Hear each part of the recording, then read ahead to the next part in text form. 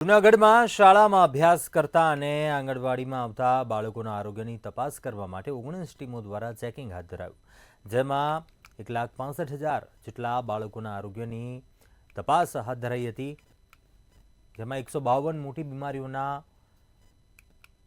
બાળકો જોવા મળ્યા, જેમાંથી 72 બાળકોને સારવાર પૂરી કરવામાં આવી। હૃદયની બીમારીના 87 જેટલા બાળકો મળી આવ્યા, જ્યારે 4 કેન્સર હોય તેવા બાળકો પણ મળી આવ્યા। આ તમામને સારવાર અંગેની પણ વ્યવસ્થાઓ આરોગ્ય વિભાગ દ્વારા કરવામાં આવી। જે બાળકો બોલી નથી શકતા અને સાંભળી નથી શકતા તેવા બાળકોની પણ તપાસ કરાતા 212 બાળ દર્દી મળી આવ્યા। આ તમામને વિના મૂલ્યે સારવાર અપાઈ હતી।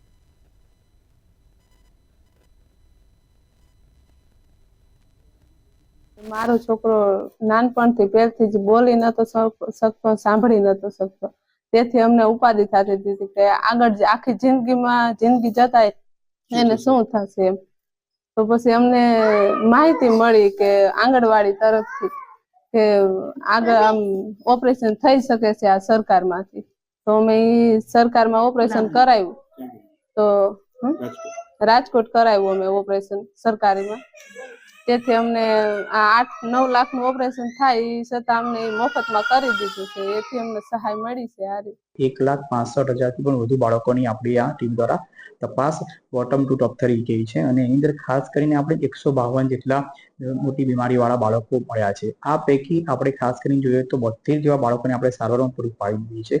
રાજ્ય સરકાર દ્વારા જે બહેરા મૂંગા બાળકો છે એવા બાળકોને પણ 8 લાખથી પણ વધારે મોંઘી સારવાર જે મળે છે, ફ્રી ઓફ સારવાર આપણે આપી રહ્યા છીએ।